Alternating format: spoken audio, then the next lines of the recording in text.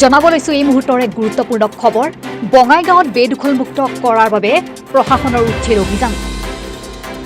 জিলাখনৰ হাছাপাৰা বজাৰত উচ্ছেদ অভিযান প্ৰশাসনৰ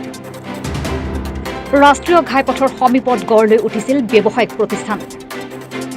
পথৰ দাঁতিত গঢ় লৈ উঠা ৫৬খন ব্যৱসায়িক প্ৰতিষ্ঠানক প্ৰশাসনে জাননী প্ৰদান কৰিছিল পূৰ্বে কিন্তু প্ৰশাসনৰ জাননীৰ পিছতো ঠাই খালী কৰা নাছিল বেদখলকাৰীয়ে পথৰ দাঁতিত গঢ় লৈ উঠা প্ৰায় ৫০খন দোকান তথা ব্যৱসায়িক প্ৰতিষ্ঠান আজি প্ৰশাসনে উচ্ছেদ কৰে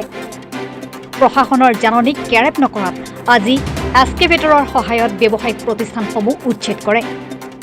আৰু উচ্ছেদৰ সময়ত মানিকপুৰ ৰাজচক্ৰৰ চক্ৰ বিষয়া ৰাজেশ সিং সহ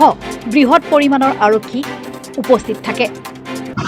হয় এইটো আচলতে এটা দিশত ভাল হৈছে আকৌ খন্তেক সময়ৰ কাৰণে বেয়া হৈছে ভাল হৈছে এইখিনি আমাৰ হাপাচৰা বৃহত্তৰ এলেকাৰ যি জনগণে আমাৰ হাপাচৰা বজাৰত বজাৰকৰণৰ বাবে আহে ফৰলেন ঘাইপথ নিৰ্মাণ হোৱাৰ পিছত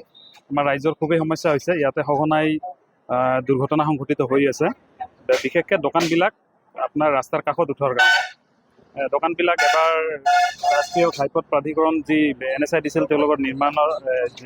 নিৰ্মাণকাৰী কোম্পানীয়ে এবাৰ ভাঙি দিছিলে আকৌ তেওঁলোকে পুনৰ ৰাস্তাৰ ওপৰে ওপৰে ঘৰবিলাক উঠাই আছিল কাষে কাষে তো যাৰ কাৰণে ৰাইজৰ সমস্যা হৈছে আৰু সেই সমস্যাটোৰ প্ৰতি আমাৰ জিলা প্ৰশাসনে নজৰ দিছে তো এইটো আমি ভালে পাইছোঁ আৰু যিখিনি দোকান ইতিমধ্যে ইয়াৰ পৰা হয়তো ভাঙিছে তেওঁলোকৰ পিছফালে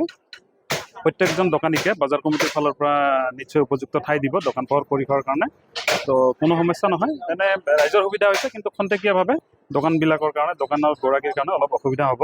কিন্তু বৃহত্তৰ স্বাৰ্থত আমাৰ সুবিধা হৈছে সুযোগৰ পৰা নামলৈ বৰ্তমান চৰকাৰৰ ভুল বুজা চলিছে আৰু এই দোকানকেইখন আগতে দুবাৰকৈ ভাঙি দিছিল কিয় চৰকাৰক কিয় বুঢ়া আঙুলি দেখাই আকৌ অবৈধভাৱে দোকান পোহাৰ কৰিছিল হয় আচলতে মানে ৰাইজে আপোনাৰ কেৰেপ নকৰা হৈ আছিল 10 দিন পূৰ্বে নটিচ দিছে 10 দিন এটা সময় দিছিল প্ৰত্যেককে তো সেইখিনি সময়ৰ ভিতৰত তেওঁলোক নিজে নিজে হয়তো আঁতৰি গ'লে আজি বুলডোজাৰৰ প্ৰয়োজন নাছিল যিহেতু ৰাষ্ট্ৰীয় ঘাইপথৰ খাত মাটি হয় এইখিনি আৰু সেইখিনি মাটি মুকলি হৈ থাকিলে আমাৰ ৰাইজৰ সুবিধা হয় বিশেষকৈ গাড়ী মটৰ পাৰ্কিং কৰোঁতে সকলোৰে সুবিধা দোকানীবিলাকৰো সুবিধা স্থানীয় ৰাইজৰো সুবিধা তো এই দিশত গুৰুত্ব নিদিয়াৰ কাৰণে আজি প্ৰশাসনে যিটো নিয়ম মাফিক কাম কৰিব লাগে সেইখিনি কৰিছে সেইখিনি আমি আদৰণি জনাইছোঁ